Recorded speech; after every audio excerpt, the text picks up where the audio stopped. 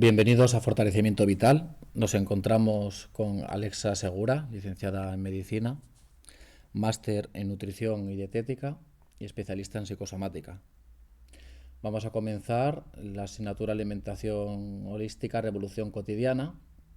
Os dejamos con Alexa para entender en este primer módulo los conceptos básicos y esenciales acerca de la alimentación, de la nutrición y de la alimentación consciente.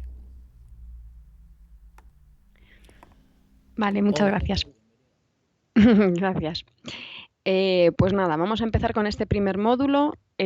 Como bien dices, lo que vamos a hacer primero es aclarar una serie de conceptos. La finalidad de este módulo es que nos pongamos de acuerdo sobre a qué vamos a llamar cada cosa y también entender un poco qué es de lo que vamos a tratar durante el curso, ver las diferencias entre los conceptos básicos que muchas veces usamos de manera indistinta. Y a partir de ahora ya tenemos que ver las diferencias que hay entre ellos y por qué el curso se llama alimentación y no nutrición o dietética, y por qué al final pues también daremos algunos conceptos de por qué es una revolución y es cotidiana.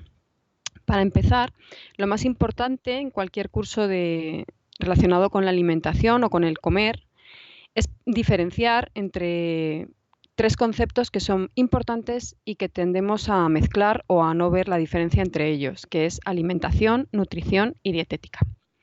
Y vamos a añadir un cuarto concepto que es gastronomía, porque es un concepto que ahora está bastante de moda, por el cual mucha gente está llegando hasta una reflexión sobre el hecho de comer. Vamos a encontrar múltiple información sobre este último concepto y por lo tanto tenemos que ver cuál es su relación con el resto de los otros tres que estamos hablando. El primero y más importante va a ser alimentación. Es el concepto más holístico y que engloba, en un principio, a todos los demás. La alimentación es un proceso voluntario. Esa es la primera parte y muy importante. Va a ser una diferencia considerable, por ejemplo, con el concepto de nutrición, que luego veremos. El hecho de que sea voluntario quiere decir que es elegido por la persona. Nosotros y nosotras elegimos lo que comemos. A veces lo elegimos de una manera inconsciente, es decir, no sabemos que estamos eligiendo. Pero está claro que estamos eligiendo porque vamos al supermercado o cada día comemos o cocinamos una serie de cosas y no otras. Y en nuestra cultura se usan una serie de cosas para comer y no otras. Por lo tanto, tiene que ver con la voluntad y por tanto será un acto de elección, algo que podremos modificar y que podemos reflexionar sobre ello y elegir nuevos criterios para hacerlo. Este proceso voluntario nos va a llevar a la ingestión de ciertos alimentos que son necesarios para obtener, ahí ya sí entra el otro concepto que es el de nutriente.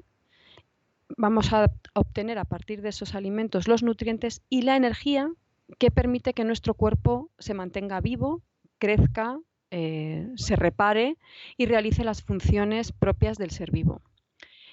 Ya veremos cuáles son esos nutrientes y cómo se obtiene esa energía, pero la primera reflexión va a ser sobre qué es alimento.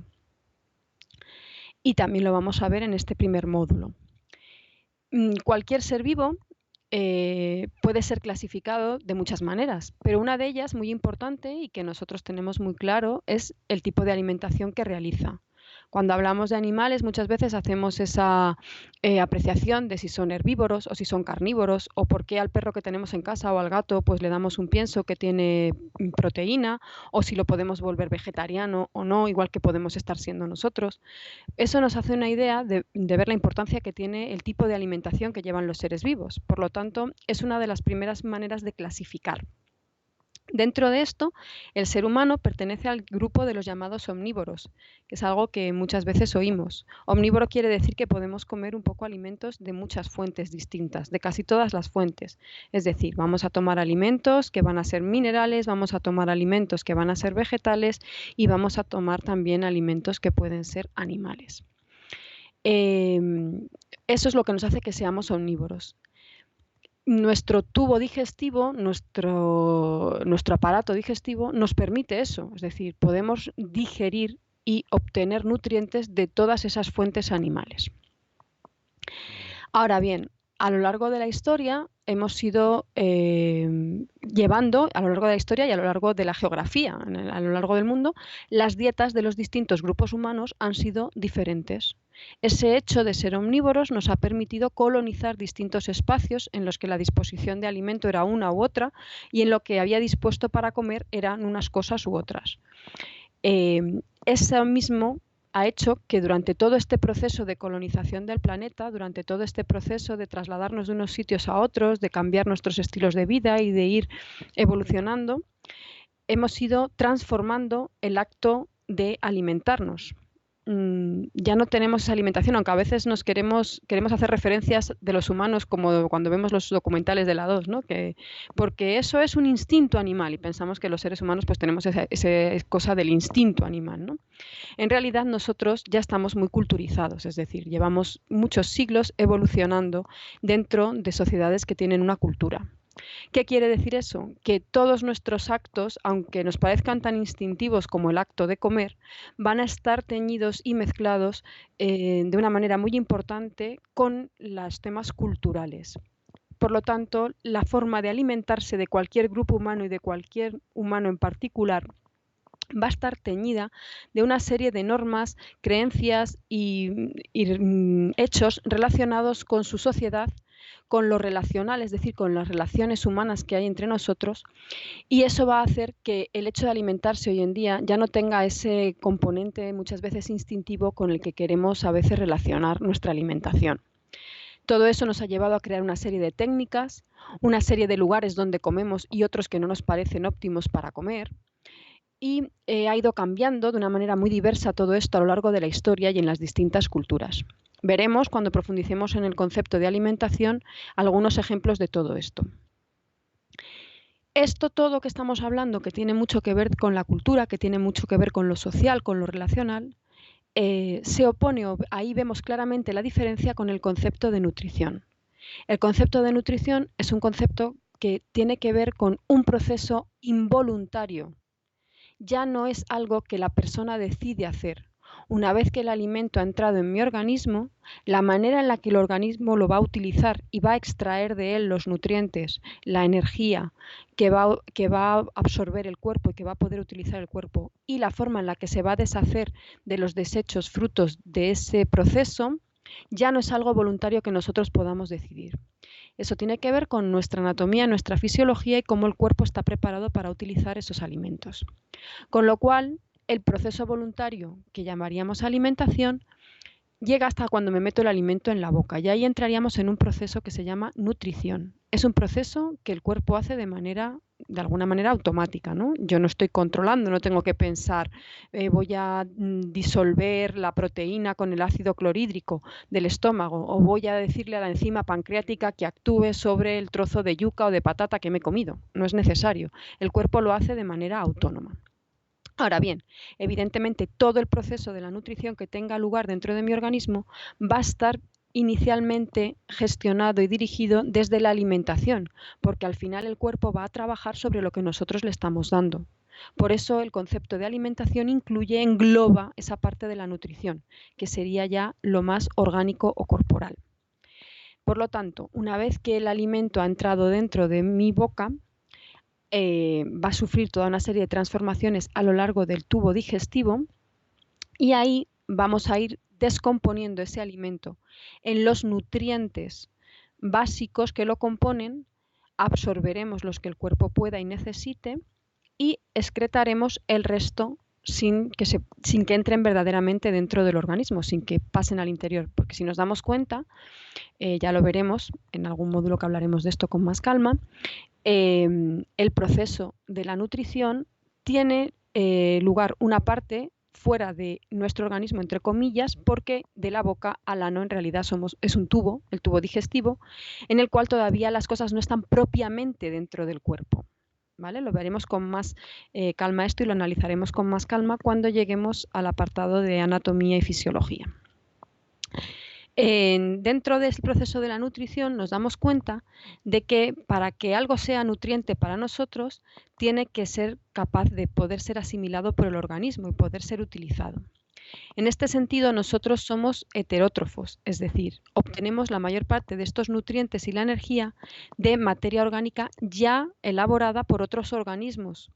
Por ejemplo, las plantas pueden vivir a base de materia inorgánica, del CO2 del aire, de los minerales del suelo, del agua. Todo eso es materia inorgánica, ¿de acuerdo? Y con esa materia inorgánica que recogen del medio fabrican las sustancias orgánicas, fabrican las moléculas que están hechas de carbono, como los hidratos de carbono, ¿no? O pues las proteínas. Nosotros luego cuando nos comemos la planta o nos comemos otro animal que se ha comido esa planta, vamos a obtener ya esos alimentos. Por lo tanto, somos seres heterótrofos. Necesitamos que alguien haya fabricado previamente esa materia orgánica para nosotros. A partir de ahí ya obtenemos todos esos nutrientes, los hidratos de carbono, las proteínas, los lípidos. Iremos viéndolo paso a paso cuando vayamos viendo los distintos conceptos relacionados con la nutrición. Por lo tanto, ahora y como concepto básico, lo importante que debe quedarnos en la cabeza es que la alimentación es un proceso voluntario que tiene que ver con alimentos y que está muy relacionada con el tema de la cultura en la persona, de la sociedad y de la cultura en la que vivimos en cada momento. Mientras que la nutrición es algo involuntario que va a tener lugar dentro del organismo, será parecido en todos los seres humanos, con matices dependiendo de las zonas, pero será parecido en todas partes y tiene que ver con ya una vez que me he comido ese alimento, cómo lo desmenuzo para utilizar esos nutrientes, esos componentes que tiene. Un paso más allá sería la dietética, que relaciona un poquito el tema de la alimentación con la nutrición. ¿Qué es la dietética? Cuando hablamos de dietética, estamos haciendo referencia a un concepto que se manejaba en la antigua Grecia, en el cual estábamos hablando de estilos de vida, maneras de vivir, el régimen de vida que cada persona lleva. Evidentemente, en aquel momento este concepto de dieta incluía muchas otras cosas aparte de la alimentación. Incluía la actividad física que la persona realizaba, incluía el ambiente, el sitio geográfico en el que vivíamos, incluía también el clima al que estábamos sometidos, una serie de hábitos higiénicos, incluía muchas cosas. En nuestra cultura esto se ha ido reduciendo y ha quedado simplemente circunscrito a lo que es el régimen alimenticio, o sea, qué tipo de comidas comemos y cómo las dividimos a lo largo del día. Cuando la gente decimos vulgarmente que estamos a dieta, siempre hacemos referencia a que estamos intentando perder peso. Y por lo tanto vamos a hacer una alimentación especial destinada a ese fin, que va a ser el de ingerir menos kilocalorías al día de las que supuestamente necesitamos para de esa manera intentar perder algo de peso. Por lo tanto, un concepto tan amplio como relacionado con el estilo de vida, en nuestra cultura ha quedado un poco circunscrito a algo que tiene que ver un poco ya con el alimento que se come a lo largo del día, cómo lo decidimos, ¿de acuerdo? Con lo cual es un concepto que también está muy relacionado con la alimentación, pero ya tiene una finalidad determinada y tiene que ver ya con la aplicación en pequeña circunscrito a la alimentación de cada persona y lo que elijo comer en ese día. Muchas veces, aunque vulgarmente no se usa así, sí que hablamos de dietética también los profesionales cuando estamos hablando de modificar la dieta de una persona no solo para una pérdida de peso, sino también para determinadas enfermedades o estados de salud en los cuales pensamos que la alimentación de esa persona tiene que ser modificada para favorecer que esa enfermedad se recupere o que no empeore, o para en determinados estados de salud poder potenciar, por ejemplo, una mujer que está embarazada, que no es una enfermedad, es un estado de salud, pero puede tener que modificar ciertas cosas en su dieta para ajustarse a ese aumento de nutrientes que va a necesitar para que el feto que está creciendo en su interior se pueda desarrollar con normalidad a la vez que ella puede seguir viviendo y teniendo todas sus funciones básicas.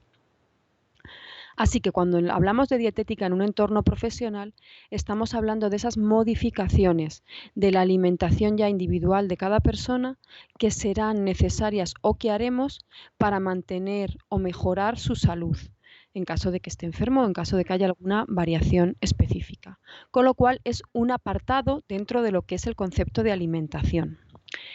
Y por supuesto se relaciona con la nutrición, porque la dieta que elijamos será lo que determine los nutrientes que el cuerpo va a obtener. Esas modificaciones a veces las hacemos basándonos en cosas que hemos leído en revistas, en recomendaciones que nos ha hecho alguna amiga o amigo, en algo que he leído en algún sitio o que he visto en un documental o que se me ha ocurrido a mí.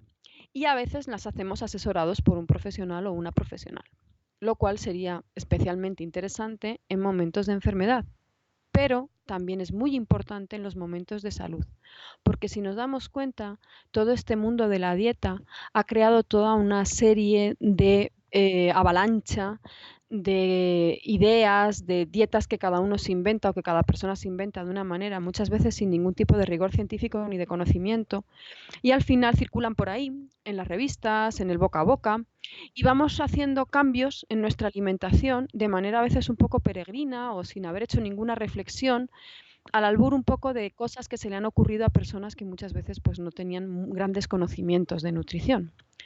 Todo esto hace que muchas veces las personas estemos modificando nuestra dieta sin una correcta reflexión, simplemente porque he oído, he visto o una amiga mía parece que adelgazó haciendo no sé qué. Cuando vayamos viendo y profundizando en las ideas de alimentación, de nutrición y de dietética, podremos tener capacidad para gestionar mejor esta información y decidir qué dietas si están basadas en algún tipo de conocimiento científico o algún conocimiento que pueda estar mínimamente demostrado, y cuando simplemente son fruto de gente pues intentando pues ganarse la vida, vendernos algún producto o no se sabe qué. Junto con estos tres conceptos, el cuarto que habíamos dicho que íbamos a introducir sería el concepto de gastronomía. La gastronomía ya nos habla un poco de la parte, no sé si decir lúdica, pero un poco de la parte ya no relacionada tanto con la salud, sino un poco con el disfrute que supone comer. Cuando hablamos del gastrónomo, la gastrónoma, hablamos de la gastronomía, estamos hablando de todos esos conocimientos, de todas esas actividades relacionadas con la preparación del alimento, con la búsqueda de los ingredientes determinados para una receta o para un plato que quiero probar, de la elaboración de esas recetas, de las técnicas, de por qué unas técnicas culinarias son mejores que otras para preparar un alimento, de cómo ha ido evolucionando esto a lo largo de la historia. Vamos, algo así como del arte del buen comer, de disfrutar de la comida, de ver por qué unos productos son más interesantes en un momento dado, puramente por el paladar, puramente para preparar un plato. Y entonces todo eso es lo que ahora mismo estamos viendo mucho y que está haciendo que mucha gente se esté planteando cómo come o que esté queriendo aprender a cocinar mejor o hacer otras cosas relacionadas con el alimento. Por lo tanto, es una vía por la cual mucha gente que hasta ahora no se había preocupado de pensar o de reflexionar mucho sobre la alimentación, pues está empezando a acercarse. Vemos que hay un boom ahora mismo tanto de programas en la televisión relacionados con la cocina, con la preparación de los alimentos, con las técnicas culinarias, como al albur muchas veces de este boom en la televisión, de revistas, de tiendas que venden determinados aparatos que nos explican técnicas para preparar cosas. Hace unos años, si hubiéramos preguntado a alguien qué es una esferificación, pues todo el mundo hubiera puesto cara de póker y poca gente nos hubiera sabido responder. Hoy en día mucha más gente sabe lo que es una esferificación, cocinar con un runner, hacer una espuma o técnicas de cocina, incluso de alta cocina. Veremos qué tipos de gastronomía hay y cómo hay unos movimientos que intentan separarse un poco de toda esa aplicación científica y tecnológica de la preparación de la comida, de la cocina, mientras que otros movimientos, como sería la gastronomía molecular, intentan cada vez acercar más toda la cocina a las técnicas, aplicar los conocimientos científicos de física, de química en la preparación de los alimentos y de esa manera pues aumentar todo ese placer o ese disfrute asociado al acto de comer. Con lo cual, veis que también tiene una relación importante con el tema de la alimentación y que además hace hincapié muy especialmente todo el tema de la gastronomía en esa esfera y en ese aspecto de la alimentación que es el tema de lo social, de lo relacional, de las técnicas, o sea, se ve muy claramente un componente cultural en todo esto. Por lo tanto, la alimentación sería un concepto muy holístico sobre el entorno del comer. Y veríamos que dentro de este concepto más grande, más holístico, que engloba todos los demás, habría conceptos más relacionados con la parte más orgánica, quizás menos cultural, más relacionada con nuestro cuerpo orgánico animal, ¿no? Que sería la nutrición, una cosa intermedia que sería la dietética, que estaría relacionada por una parte con la parte orgánica de querer cuidar el organismo y responder a las necesidades fisiológicas del mismo, pero desde una serie de conocimientos que me permiten elegir unos alimentos u otros, para mejorar esa salud, para mantener ese organismo, y ya una parte muy cultural, muy social, muy relacionada con la creatividad, con el pensamiento, que sería la gastronomía. Entonces, vamos a hablar ahora un poquito más detalladamente de cada cosa y vamos a ver qué aspectos importantes son. Empezamos con el concepto de alimentación, que sería, pues, eso que engloba, hemos dicho, de lo más cotidiano relacionado con el acto de comer, porque todos comemos varias veces al día, reflexionemos o no en ello. O sea, que es algo que nos influye a todo el mundo. Nadie puede decir la alimentación no tiene nada que ver conmigo, porque todos tenemos que comer. Yo conozco a algunas personas, algunas me han dicho, ¿no? Ojalá pudiéramos comer solo capsulitas o pastillas. Estoy deseando que la inventen. Y muchas veces eso hace referencia a esa cosa que tiene el acto de comer, que todos los días tengo que pensar que como ir a comprarlo, prepararlo, limpiar, la vajilla, etcétera, etcétera. Todas esas cosas culturales que asociamos al hecho de comer. Entonces habría gente que dice, jo, yo no quiero dedicarle tiempo a eso, a mí que me pongan una cápsula, un chip o lo que sea. Mientras que otras personas, entre las que yo me incluyo, pero bueno, ahí ya cada uno reflexionáis cada una sobre si a vosotros también o no, sobre realmente qué significa el acto de comer en mi vida, ¿no? Muchas veces para mí hay días que, no sé, que todo va horrible, que tal, y simplemente prepararte un té, tomarlo con unas galletas, sentarte un momento, comer algo que te gusta, comer en la mesa con alguien a quien quieres y hablando con esa persona, pues ya le da una vuelta al día, hace que de repente todo cambie. El acto de la alimentación tiene esa magia, como si dijéramos, ¿no? Veremos un pequeño vídeo que os he puesto ahí para que lo podáis ver después sobre ese tema precisamente, ¿no? Entonces, la alimentación es algo que va de lo más cotidiano, de lo que todos hacemos a diario, a lo que no nos podemos sustraer, a lo más sofisticado, a las cosas pues que lo estáis viendo ahí en los programas de la tele. Si alguien ve MasterChef o cualquiera de estos programas, estáis viendo la sofisticación a la que se puede llegar hoy en día con el tema de la gastronomía, ¿no?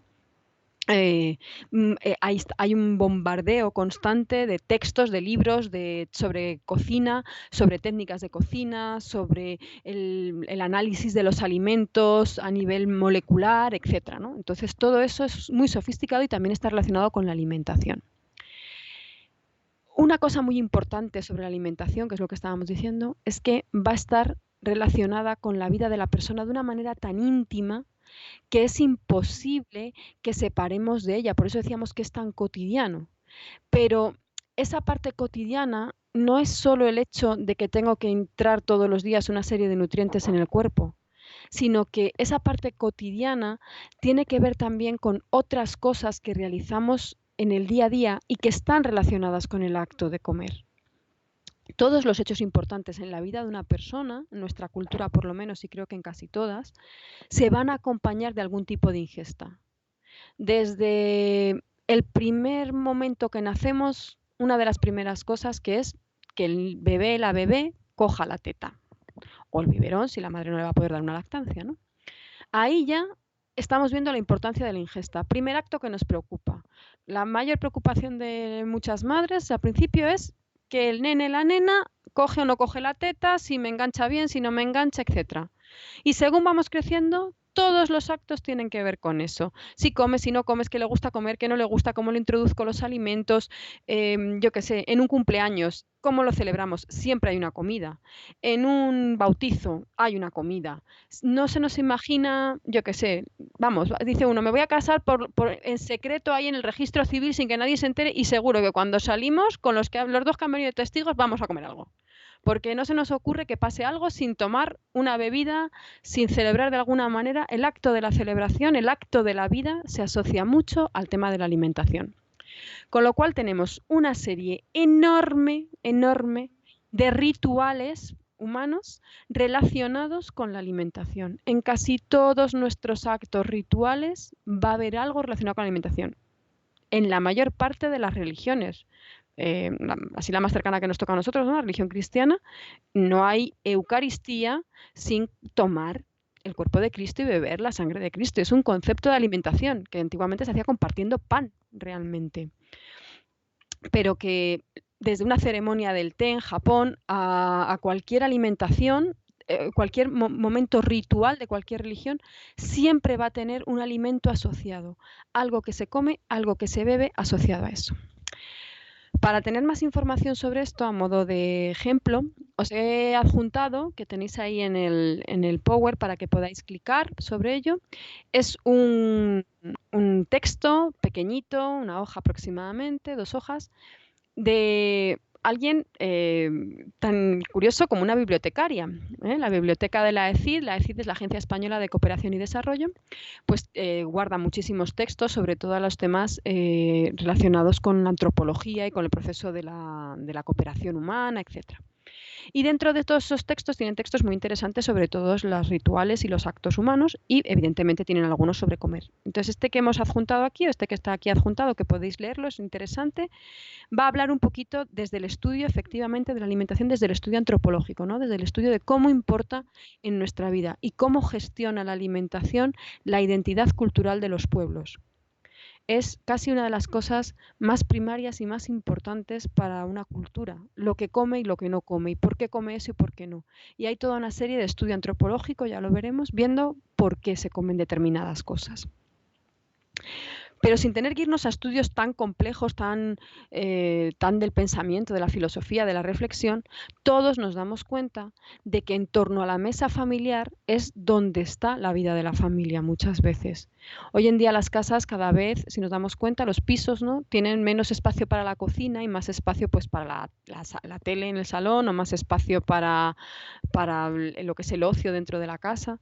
Y la comida, la convivencia familiar en torno a la comida va quedando un poco más aislada. Pero sí que es verdad que si vamos a cualquier museo etnográfico, si vamos a ver cualquier museo en el que se habla de cómo han sido los usos de la vida humana durante toda la evolución y durante las distintas épocas, siempre vemos que la mesa en torno a la que se come, la cocina, el hogar viene del fuego que había, de la chimenea en torno a la cual se ordenaba la vida doméstica. De ahí viene la palabra hogar. Tiene que ver con el acto de comer. ¿Por qué? Porque en ese acto de comer, que normalmente se hace en compañía, compartiendo, es donde se gestiona una y otra vez ese vínculo de la familia, ese vínculo de las personas que conviven y que son familia. No me refiero ahora mismo a una familia genética, que también puede ser, sino a las personas que conviven en un núcleo familiar, a las personas que conviven y que comparten su vida. ¿Por qué? Porque nos permite, primero, cuando estoy comiendo con alguien, me voy a relacionar. Voy a tener que hacerlo desde una serie de normas. No comemos de cualquier manera. Todos hemos tenido estas experiencias en casa de no pongar los codos en la mesa, mastica con la boca cerrada, no dejes no sé qué encima de la mesa, que es una guarrería, no metas no sé qué en el plato, traga antes de beber para que no se llene el vaso de restos de comida, cosas así, ¿no? Son normas de convivencia. Eso nos va transmitiendo en lo que es la mesa familiar una serie de modales de respeto hacia las demás personas con las que estoy compartiendo la existencia. La típica cosa de cuánto coge cada uno, quién reparte la comida, a quién le damos los mejores trozos y a quién no, a quién le damos más y a quién le damos menos, cómo la persona que está haciendo ese reparto, que normalmente suele ser la madre, ¿no?, que es la figura a la que asociamos la nutrición, o la persona que tenga un poco ese rol maternal dentro de la convivencia, va a ser la persona que va a decidir cuánto da a cada uno y cómo lo reparte, pero que a la vez va a estar pendiente de agradar a todos, de dar esto que le gusta a fulanito, esto que le gusta a menganito, tengamos por aquí, pon esto, quita lo otro, no le des esto a aquel que no sé qué, come un poco de lechuga que no estás comiendo verdura, hay que tomar un postre, no te hinches de no sé qué, que tienes que comer lo otro. Todas esas normas de convivencia y de relación generan ese vínculo de familia entre las personas que conviven. Nos dan normas de respeto y nos dan los famosos modales a la mesa, que lo que nos está diciendo es que cuando varias personas coinciden en un espacio y tienen que compartir una serie de cosas, tiene que haber unas normas de compartir. O sea, que ese tipo de educación la estamos recibiendo desde pequeños en la mesa familiar. Hace poco leía un estudio en una revista, no me acuerdo si era en una revista, en el periódico, o lo estaban comentando en el telediario, que habían hecho un estudio que decían que parte de la pérdida de valores que estamos viviendo hoy, que nos cueste ver a los jóvenes pues que respetan a los adultos, otra serie de cosas, tenían que ver con que ya no se comía en la mesa todos juntos, sino que la gente comía un poco, pues, cada uno donde podía y sin respetar un horario, sino que cada uno cuando llegaba, pues comía. Entonces, que eso estaba haciendo que se perdiera ese vínculo en las familias de compartir, esa relación que se genera en torno a la mesa, de oírse, de escucharse, de entender que hay unos modales cuando estamos con otros y de que hay que pensar en que si yo me como toda una cosa los demás no tienen y que hay que esperar mi turno y que hay que coger un poco y esperar que los demás se sirvan y entonces puedo repetir o lo que sea, ¿no? Entonces todo eso se estaba perdiendo. Pero aparte hablaban de otra cosa que también se estaba perdiendo porque los pequeños ya no se sientan a la mesa con los adultos, ¿no? Muchas veces ahora es muy típico que tengamos una mesita aparte para los niños en las reuniones familiares o que al niño se le da antes de comer y se le deja que se vaya, que es algo que antes no se veía tanto. Antes los niños teníamos que quedar ahí sentados un poco, pues, aburriéndonos aunque fuera, pero tenías que estar sentado ahí en la mesa, ¿no? ¿Por qué? Porque se recuperaba o porque aprendías el arte de conversar, de que unas personas y otras hablaran y contaran sus cosas y entonces eso se hacía, o sea, se establecía la conversación, ¿no? Veías cómo se dialogaba. Pero aparte, porque al oír a los adultos, aunque tú no estuvieras entendiendo bien, había una transmisión de conocimiento, del conocimiento de las personas más mayores de la familia hacia los más pequeños.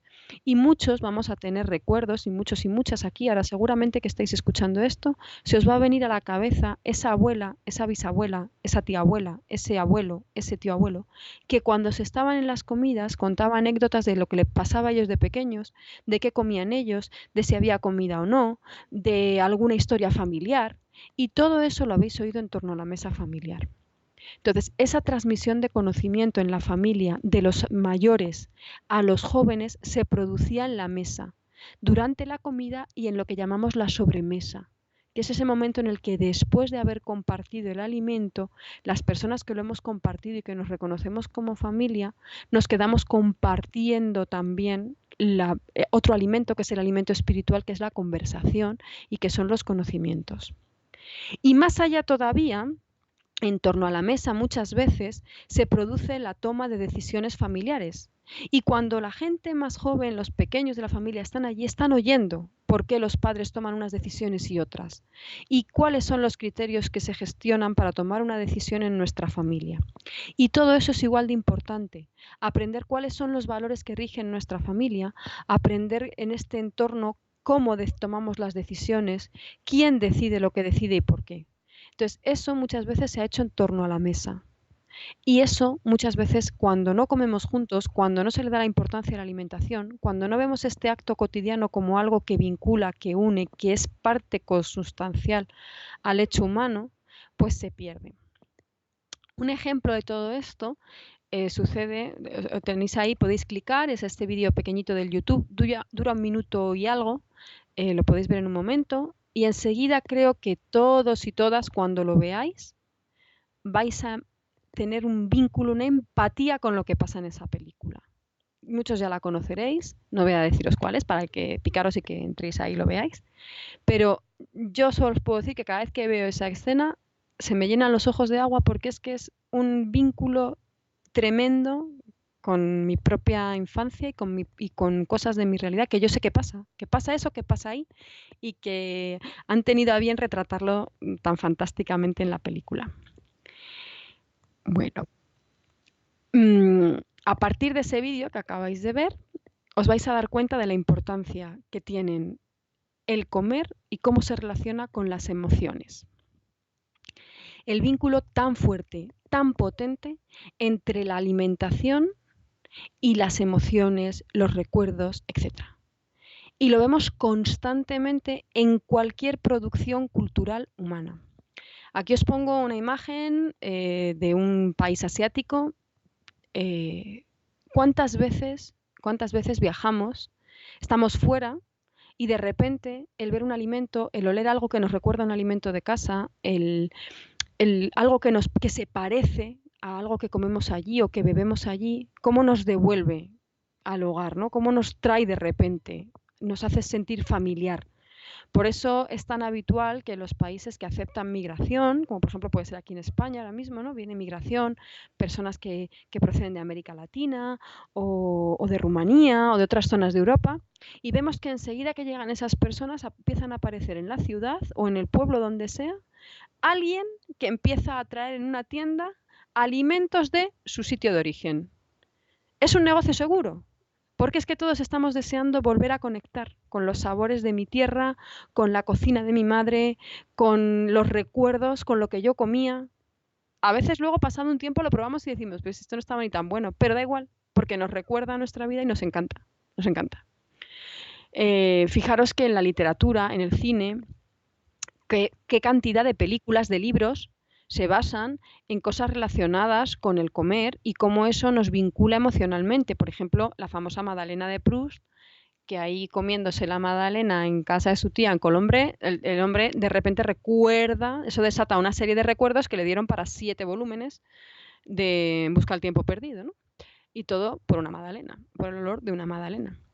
O películas que no sé si os sonarán, algunas son bastante famosas, como Agua para chocolate, que también es libro, ¿no? Primero fue libro de Laura Esquivel y luego ya hicieron la película, y ahí lo veis perfectamente cómo lo que cocina esta mujer, ella vuelca sus emociones en esa comida y esa comida transmite esas mismas emociones a las personas que lo comen. O en Chocolat, la peli que también hay libro, sobre pues esa mujer que llega a ese pueblo en el que hay un montón de cosas ocultas y un montón de gente con un montón de sentimientos ahí que no transmiten, y a través de los bombones del chocolate que hace esta mujer, todos van encontrando su expresión, se van vinculando con sus emociones. O una película tan bonita como Comer, beber, amar, que es una película, no sé si la conocéis, sobre un padre que es cocinero en China y sus 3 hijas, que son adultas ya. Entonces, él es cocinero, pero ha perdido el sabor o sea, ha perdido el olfato y ya no puede cocinar. Y entonces es como él recupera toda la relación con sus hijas y cómo se vuelven a vincular a través de que las hijas empiezan a cocinar para él, ¿no? O sea, que hay toda una serie, bueno, hay muchísimas más películas, seguro que se os ocurren muchísimas, y libros y música y de todo, ¿no? Que nos vinculan, ¿no? Por ejemplo, me estoy acordando ahora en la música de la canción de Silvio Rodríguez que dice, tu recuerdo me arde en la memoria y solo me calma comer aceitunas, ¿no? Porque la aceituna es lo que le recuerda a ella y le vuelve ese sabor, ese tacto de esa persona, ¿no? Entonces, todo esto está relacionado y vinculando muy íntimamente el comer con las emociones. ¿Qué es lo que pasa? Que muchas veces, cuando estamos hablando de dietética, cuando estamos hablando de nutrición, no nos damos cuenta de esto. Y pensamos que podemos hacer cambios en la dieta de la gente, que podemos quitarles alimentos, ponerles, traerles, llevarles, sin tener en cuenta todo ese vínculo emocional, toda esa memoria, todo eso que va a estar atado y bien atado al hecho de comer y al acto de alimentarse. Pero un punto más allá es que este hecho de comer, este hecho de alimentarnos, lo usamos todos los días de una manera muy importante, no solamente para ese vínculo con la familia que ya hemos dicho, sino para cualquier otra relación humana que tengamos y que queramos establecer. ¿Que nos gusta a alguien? Lo primero que queremos hacer con esa persona, pues ir a cenar o a comer o a tomar un café, siempre es algo en torno al hecho de comer. Si queremos hacer un negocio, queremos hablar con alguien de negocios, siempre vamos a ir a tomar algo con esa persona o invitarle a una comida de negocios o con los amigos. ¿Por qué? Porque cuando yo me siento con alguien a la mesa, cuando invito a alguien a mi mesa o a mi mesa a tomar un café o lo que sea, estoy haciéndole una invitación a lo cotidiano. Le estoy diciendo, entra en una nueva esfera de mi intimidad, primero. Aparte, es una posibilidad de impresionar a alguien o de transmitirle, eres importante para mí porque mira lo que te estoy ofreciendo para comer, ¿no? Cuando nos invitan a una comida de negocios y nos llevan a un restaurante carísimo, pues eso nos está diciendo, eres muy importante para esta empresa, para este negocio, porque mira dónde te hemos traído lo que nos vamos a gastar en darte de comer, ¿no? Pero lo mismo cuando una persona a la que le gusta o me gusta nos lleva a comer a un sitio caro, ¿no? La típica celebración de aniversario, de no sé qué, que es como, fíjate, ¿no? Lo importante y cómo convertimos este acto en algo importante y que impresiona. Y es un lugar óptimo para establecer acuerdos. Muchas parejas, por ejemplo, a veces cuando tienen discusiones o peleas o tal, salen a comer, salen a cenar y en ese ambiente público, pero en torno a una mesa, podemos establecer un acuerdo. Lo mismo pasa con los negocios, lo mismo pasa a veces en las familias, ¿no? Mientras comemos, si os dais cuenta, se activa nuestro sistema parasimpático. Estamos en un momento de baja agresividad. Entonces es más fácil negociar. Invitando a alguien a comer, le estamos invitando a negociar desde la tranquilidad, a poder hablar, a tomárnoslo con calma, a no estar en esa lucha o huida en la que normalmente establecemos las negociaciones, que es bastante negativa, ¿no? Porque estamos como en agresividad. Entonces, en torno al hecho de comer, va a haber esa tranquilidad, ese descenso de la agresividad y por tanto va a ser más fácil que nos pongamos de acuerdo. Y un punto también muy importante en torno al hecho de comer, que también tiene que ver mucho con eso que estábamos hablando de lo cultural y de la gastronomía, ¿no? Al final la comida, estamos viendo, es un proceso creativo. Desde dónde te invito a, o si te invito a mi casa, cómo pongo la mesa, qué voy a servir, qué pienso que te quiero dar, qué puedo preparar, etcétera, ¿no? Pero incluso en lo más cotidiano es un proceso creativo. ¿Quién piensa lo que hay que comer todos los días en casa? Muchas veces la gente dice, es que ya no se me ocurre quedar de comer en casa, ya no se me ocurre cómo preparar las cosas. Por eso triunfan tanto los programas de cocina que nos dan recetillas para hacer en casa, porque la gente está deseando probar cosas nuevas. Es un proceso muy creativo. ¿Cómo preparo algo? Súper creativo. ¿Quién cocina en casa y quién cocina fuera? Eso es algo muy interesante, ¿no? ¿Dónde somos creativos? ¿Y a quién se le permite ser creativo dentro y a quién se le permite ser creativo fuera? Y otra cosa muy interesante para reflexionar es esas cosas que pasan en muchas familias en las cuales a diario cocina alguien, pero cuando invitamos a alguien a una barbacoa, a una paellita o a no sé qué, de repente solo prepara otra persona. ¿Por qué? ¿Quién? ¿Quién cocina en cada momento? ¿Y por qué? Y una vez que hemos decidido quién va a cocinar, ese proceso todo que se va a hacer, ¿con quién lo voy a compartir? Por ejemplo, ¿quién cocina en casa, pero quién lava los cacharros? ¿Quién recoge la cocina? ¿Quién pone la mesa? ¿Quién va a la compra? ¿A quién mandamos al recadito? ¿Cocina la persona que cocina sola o alguien le está haciendo de pinche? ¿Quién hace de pinche? ¿Y por qué esa persona hace de pinche y no hace el proceso creativo? ¿Es más creativo el que corta, el que tritura, el que muele, el que vigila, el que no sé qué o el que da el último punto? Todo eso es algo muy importante y está muy relacionado con el género, ¿no? Una de las características de este curso es reflexionar sobre cómo el hecho de ser hombres, mujeres, la educación que nos dan dentro de las casas y lo que sucede en nuestro entorno influye en todos estos procesos de la alimentación. Entonces, revisar estas preguntas, haceros estas propias preguntas. ¿Quién piensa en qué comer cada día? ¿Cómo se prepara esa comida? ¿Quién lo pensaba en la casa de la que yo procedo? ¿Quién lo pensaba en los sitios donde yo he vivido? ¿Quién cocina? ¿Quién prepara la comida especial? ¿Por qué alguien tiene una especialidad y eso sí lo hace muy bien, pero todo lo demás no quiere aprender o no quiere saber? ¿Por qué pasa eso? ¿Y qué parte del proceso compartimos y cuál no? Aquí tenéis, no sé si lo vamos a poder ver, lo voy a intentar abrir. A ver, es un chistecillo que a mí me hace mucha gracia y siempre se me ha quedado grabado, me gusta mucho Mafalda. Es un chiste muy gracioso, como veis. Básicamente lo que sucede es eso que estamos diciendo, ¿no? ¿Quién piensa lo que hay que comer? Y cuando lo preguntamos, ¿quién contesta? Y entonces, pues aquí veis pues la soledad de esa mujer ahí de repente, ¿no? Diciendo, pues cobardes, porque todo el mundo ha huido para no tener que pensar qué preparamos o qué comemos, porque parece algo fácil, pero los que lo hagáis y las que lo hagáis en casa, os dais cuenta de que pasada ya una semana o dos, cada vez cuesta más tomar esas decisiones. Bueno. Más datos importantes en relación al hecho de la alimentación sobre los que tendremos que reflexionar a lo largo del curso, ¿no? ¿Cómo elegimos lo que comemos? ¿Qué factores están implicados en esta decisión? Lo primero que hemos dicho del acto de la alimentación es que es un acto voluntario. Eso quiere decir que elegimos. A veces ni siquiera nos hemos planteado que elegimos. Vamos un poco, o lo que nos dan, si no somos nosotros quienes elegimos lo que comemos, pues lo que nos dan. Y ni siquiera me planteo muchas veces, porque no quiero dedicarle energía ni tiempo a eso, ¿no? Que es uno de los factores que van a estar implicados en la elección. ¿Cuánto tiempo le quiero dedicar a este hecho de la alimentación? Porque claro, cuanto más consciente me hago de él, más tiempo tengo que dedicar a buscar esos alimentos especiales que quiero comer, o más tengo que reflexionar sobre si en mis nuevos criterios de alimentación entra o no entra este alimento. Por ejemplo, yo me acuerdo, mi experiencia personal, cuando yo era muy pequeña, mi madre de repente se consiguió una lista de esas de colorantes y conservantes. Y desde aquel momento, lo que había sido la compra de alimentos se convirtió en un periplo por el supermercado, em, que duraba horas todos los sábados por la tarde, porque mi madre trabajaba y ese era el día que íbamos a hacer la compra, y en la cual teníamos que estar leyendo todos las etiquetas de los alimentos hasta el último el último añadido, aditivo, lo cual aquello se convirtió en una especie de drama existencial, porque era pesadísimo, larguísimo, peleábamos todos con mi madre, porque yo quería una cosa que ella ya decía que eso ya no, mi hermana quería otra, mi padre otra, bueno, aquello era un jaleo para hacer la compra increíble.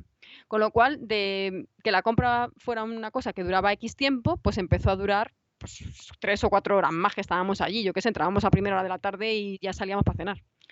Y luego además, pues la cosa esta de que estábamos deseando de comer todo lo que ella decía que no había que comer, pero bueno, eso ya es otra faceta.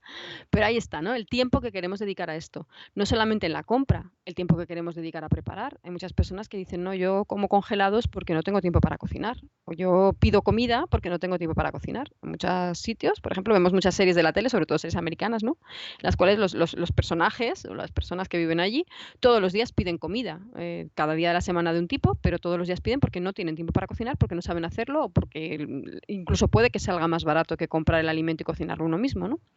Otro de los factores implicados, ¿qué recursos económicos podemos destinar a la alimentación? Podemos o queremos, porque tenemos de las dos. Hay personas que, aunque queramos, no podemos destinar más, y hay personas que pueden destinar el recurso que quieran, pero bueno, igual no quieren destinar su dinero a eso y prefieren hacer otras cosas con él. Entonces, ese va a ser otro factor implicado en la alimentación y de una manera muy importante. Por supuesto, otro factor importantísimo va a ser la cultura. ¿Qué es alimento en mi cultura? Si en mi cultura algo no es alimento, ya puede ser lo más sano del mundo, que a mí no se me va a ocurrir probarlo.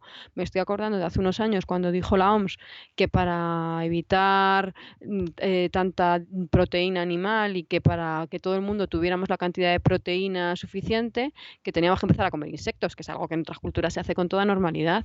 Y bueno, los chistes, las gracias, todo lo que se dijo aquí en España, que si íbamos a tener que comer hormigas, que las cucarachas, que yo qué sé. O sea, se nos ponía aquello cuesta arriba, no. Otra cosa que viene después de cuesta arriba. Ya era cuesta para atrás casi. Pero ya no solo en la cultura. O sea, si en mi familia algo no se come, a mí me va a costar mucho comerlo. Fijaros que, por ejemplo, el típico historia de no, es que a Pepito no le gusta comer no sé qué, y que la novia le diga a la suegra, ah, pues en mi casa lo come. Es un acto como de la típica guerra novia-suegra ahí a tope, o nuera-suegra, ¿no? Que en mi casa esto él no lo comía y de repente se va con la otra y lo come. Eso es una traición terrible. O, por ejemplo, en nuestra cultura, ¿qué está subvencionado? O sea, todos sabemos que en nuestros medios de producción hay determinados alimentos que están subvencionados, que están favorecidos por nuestros ministerios de Agricultura o de Ganadería, que están anunciados por los propios ministerios para que lo consumamos, que se facilita, que se elaboran guías para que lo sepas preparar y lo sepas consumir, que se elaboran guías que se les dan a los médicos para que lo recomienden a los pacientes, etcétera. O sea, hay toda una serie de factores económicos, políticos, estratégicos de distintos sectores que están influyendo en yo qué como. Me puedo dar cuenta o no, puedo haberlo reflexionado o no, pero ahí está. No hablemos ya de marketing o publicidad, etcétera, etcétera, porque evidentemente, claro, hay alimentos o galletas o cosas que comemos porque las hemos visto anunciadas en algún sitio, porque si no, no se nos habría ocurrido comprarlas jamás, porque hubiéramos pasado sin verlas. Ahora, yo voy por el supermercado, entre todo ese pasillo lleno de galletas y tal, y me saltan a la vista una serie de logos y una serie de cosas, porque estoy harta de verlos, inconscientes, están ahí clavados en mi cerebro, en la parte inconsciente del cerebro, ¿no? Más factores que pueden influir en qué como, pues lo que esté disponible, claro. Hoy en día con la globalización esto ya nos parece una cosa ridícula porque tenemos todo disponible todo el año, pero hay muchas culturas, muchos lugares y muchas personas que no quieren comer cualquier cosa o que no pueden o no tienen disponible cualquier alimento todo el año. Y entonces ahí tenemos que ver en mi cultura, en mi situación, en mi lugar, qué hay disponible para que yo coma y de dónde viene esto que hay disponible. O sea, ¿qué quiere decir que esté disponible?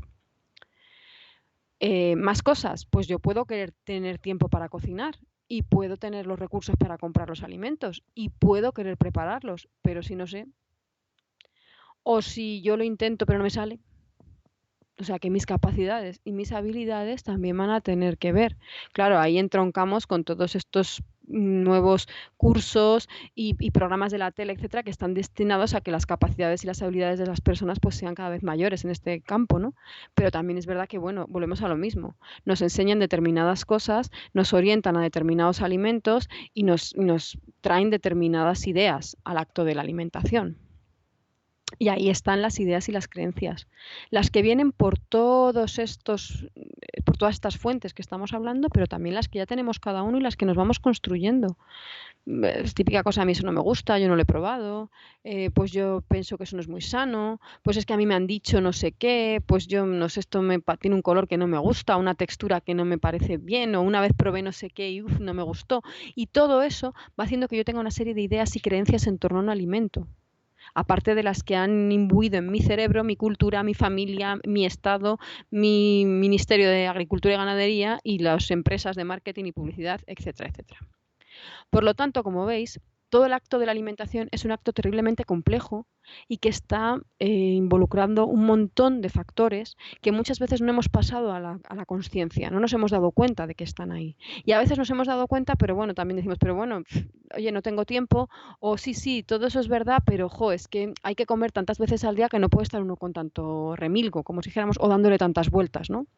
Pero si os dais cuenta, el elegir, finalmente, y el que esto sea un acto volitivo, no deja de ser político. Tenemos un, una realidad, que es que decidimos basándonos en algo. Y la decisión que tengamos va a tener un impacto en el medio. La decisión que finalmente tomemos va a tener un impacto. ¿Qué quiere decir eso? Que hay una serie de pequeñas políticas que todos hacemos en el día a día, que es lo que llamamos la micropolítica de lo cotidiano, que son esas pequeñas decisiones que vamos tomando, como por ejemplo, ¿reciclo o no reciclo? Es una decisión micropolítica, ¿no? ¿Cuánto me importa la ecología? Más que el espacio que van a ocupar los residuos en mi casa, menos, más que el trabajo de hacerlo, menos. ¿A qué temperatura pongo la calefacción? ¿No? Me importa el calentamiento global. Cierro el grifo del agua cuando me lavo los dientes. Es otra decisión. Parece una tontería, pero es otra decisión micropolítica, ¿no? ¿Cuáles son mis prioridades? ¿Quiero tener un animal en casa o no quiero? ¿A qué escuela quiero que vayan mis hijos a estudiar? ¿Apuesto por la salud pública o por la privada? Y, por supuesto, ¿qué como? ¿Qué compro en el supermercado? ¿Dónde compro mis alimentos? ¿Cómo reflexiono sobre lo que como? Todo eso son actos políticos. Es decir, yo ahí estoy diciendo qué tipo de consumidor quiero ser, qué tipo de ciudadano quiero ser, qué tipo de humano quiero ser y cuáles son mis prioridades a la hora de la convivencia social. Con lo cual todo esto tiene una importancia que, como os dais cuenta, va mucho más allá de cualquier nutriente, de cualquier enzima, de si estoy delgado o gordo, de cómo, yo qué sé, de todas estas cosas que muchas veces, o de si esta dieta está de moda o no, o si la venden en una revista o en otra, o el último libro que han publicado sobre la dieta de no sé qué.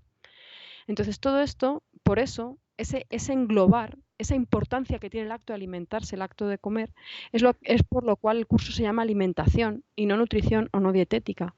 Y por lo cual tenemos que ver muchos otros factores y va a haber módulos que van a estar relacionados con todas estas decisiones que tomamos en el día a día. Cómo se produce el alimento que comemos, por qué elegimos comer unas cosas u otras, hasta dónde me importa el impacto que estoy teniendo en el medio, qué pasa con los residuos, por qué no hay alimentos para todos, quién produce lo que como, en qué condiciones y si me importa la vida de esa persona que está produciendo y el impacto que mi alimentación está teniendo en la vida de ella y en el medio donde vive. Todo eso está relacionado con el hecho de alimentarse y con las acciones de voluntad que tomamos las personas en cada momento en relación a este hecho.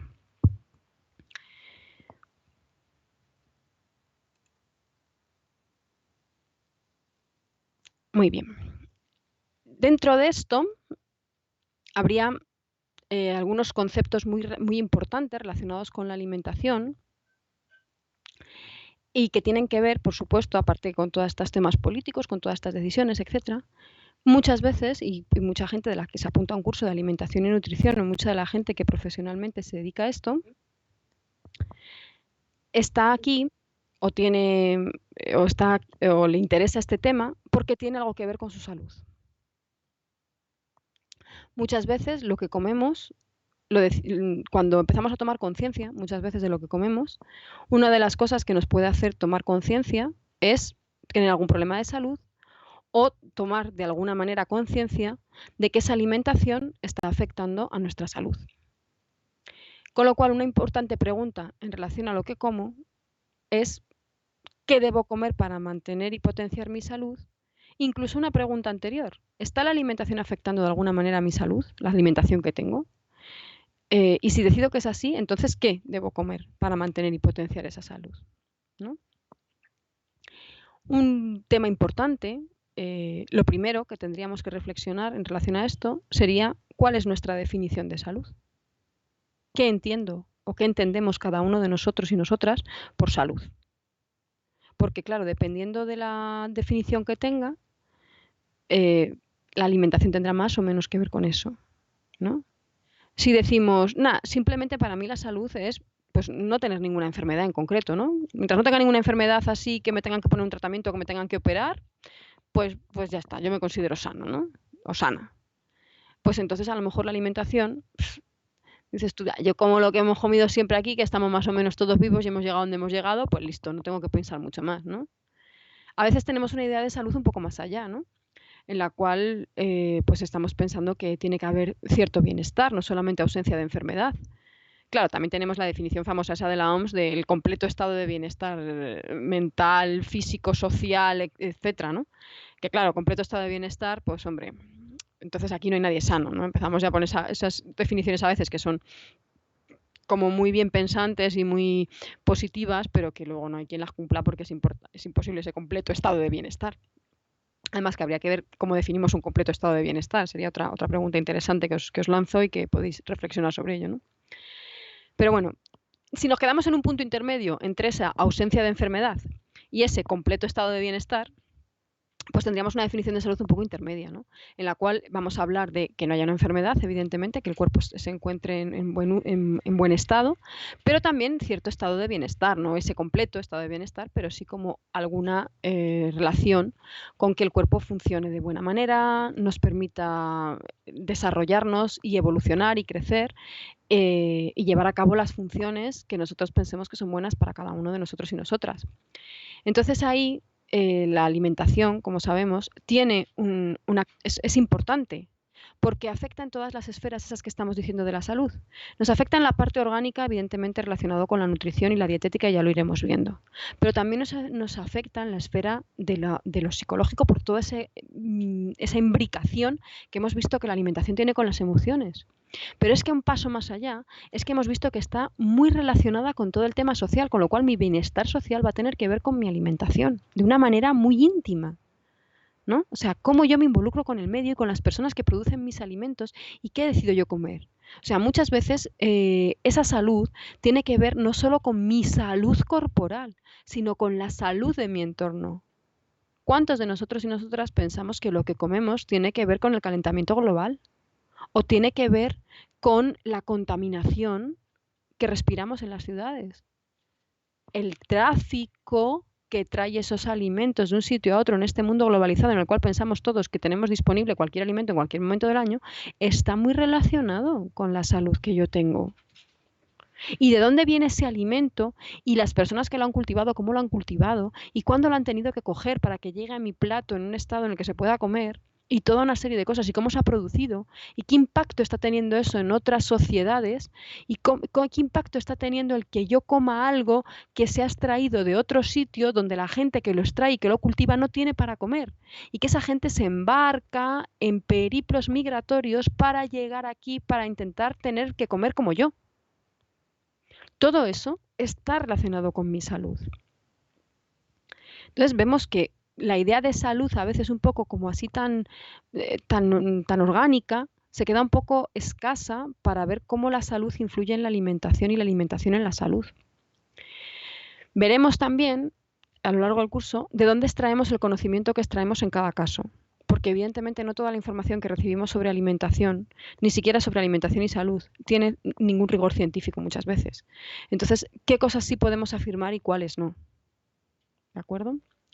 Y qué cosas están basadas en algún tipo de conocimiento que se puede replicar y que tiene cierta garantía y cuáles no. Aquí vemos, por ejemplo, relacionado con la alimentación y la salud, ¿no? Veis que se han hecho muchos tipos de informes o de maneras de aproximar esa idea de que el alimento se relaciona con la salud a la población general. Desde las famosas pirámides de alimentos que todos conocemos porque las hemos visto en los coles, en los menús escolares, en los menús de los gimnasios, en los sitios, en los libros de alimentación que las mamás compran para ver cómo tienen que introducir los alimentos de los niños, en lo que nos dan los médicos cuando nos quieren decir que tenemos que comer sano, o el pediatra, etcétera, ¿no? Esas pirámides que tienen toda una historia porque han ido cambiando, ¿eh? Eso sería otra cosa que podríamos ver interesante, cómo ha ido cambiando la pirámide nutricional a lo largo del tiempo. Eso nos da una idea de cómo los conocimientos en relación a la alimentación van cambiando y a qué le damos importancia en cada momento, ¿no? A modelos incluso más personalizados que la pirámide, que es como la misma para todo el mundo, ¿no? ¿Qué serían estos modelos? Por ejemplo, este que tenemos aquí de Choose My Plate, que es un gobierno, perdón, una página web que ha creado el Ministerio de Agricultura americano, la vertiente de ellos que se dedica a la parte de la nutrición, está pensado para la salud de la población y entonces ahí podemos personalizar nuestro menú y tiene indicaciones muy genéricas porque pensar que es para la población general, pero muy interesantes para aproximarnos a veces a lo que estamos considerando en cada momento salud. He elegido este porque es dentro de todos los modelos que hay ahora disponibles de todas partes, aparte de que este está la posibilidad de verlo en castellano para los que no manejéis bien el inglés, tiene una cosa muy interesante, que es que tiene mucha información para completarlo, que es un modelo que es mucho más visual que una pirámide, porque estamos viendo un plato. Entonces, eso nos da una idea más cercana a lo que vamos a tener que comer, ¿no? Y también que hay versión vegetariana, incluso para las personas que no siguen una dieta omnívora, sino que tienen restricciones de alimento. Y, por supuesto, hay versión para otros tipos de restricciones, celíacos, etcétera. Si os metéis en la página web, voy a intentar meterme a ver si podemos ver un momento para deciros dónde hay algunas cosas que os pueden resultar interesantes. Vais a ver, ¿veis? Aquí tenemos, ¿veis? En español la página. Y entonces ahí vais a ver que hay muchísima información en español, la información general, la lista diaria de alimentos para niños y preescolares, campeones mi plato, que son como las recetas y las ideas más importantes a tener en cuenta cuando sigo esto, aquí más recetas. Y aquí tenéis una parte que es muy interesante que pone 10 consejos. Entonces, cuando me meto ahí en 10 consejos, lo que puedo descargarme casi todo en español son toda una serie de informaciones relacionadas con la alimentación sana de manera muy genérica, muy adecuada para empezar nosotros a introducirnos y nosotras en este tema y para poder compartirlo con otras personas de nuestra familia o del entorno que estén interesados en este tema. Entonces, son cosas que yo, clicando ahí sobre la parte que pone en español, pues me vienen indicaciones específicas. Además ellos, como dicen, los americanos sabéis que son como muy prácticos, ¿no? Entonces dice, es una hoja cada una de las indicaciones que la puedo pegar en la nevera. Entonces si yo digo, pues avive mis comidas vegetales y mis frutas, ¿no? O sea, que no se me ocurre muy bien cómo comer fruta y verdura. Y entonces ellos me van a descargar aquí una paginita, a ver si... Pues aquí está. ¿Ves? ¿No? Anime mis comidas con vegetales y frutas, porque claro, me cuesta mucho porque esto me parece aburridísimo. Y entonces ellos me dan ahí como unas ideas que siempre son 10 y que es una hojita que se puede imprimir para cualquier persona que estemos ayudando, o sea, nosotros mismos o nosotras que estamos haciendo cambios o que estamos ayudando a alguien y queremos que empiece a hacer alguna de estas cosas, pues ahí le tenemos 10 consejitos súper sencillos, todos muy razonables, muy simples, muy simples, es algo también poquito como de americano, ¿no? Pero bueno, ahí está.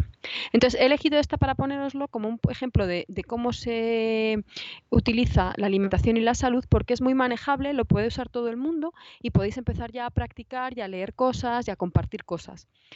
Pensar que está hecho desde una información gubernamental, es decir, va a ser como muy oficialista, ¿vale? Y no vais a encontrar nada demasiado alternativo. Pero bueno, dentro de eso sí que sigue los criterios de la OMS y es bastante intuitivo, se maneja bien, ¿de acuerdo?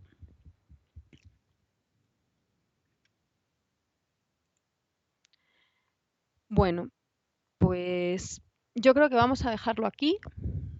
No veo el reloj de donde estoy.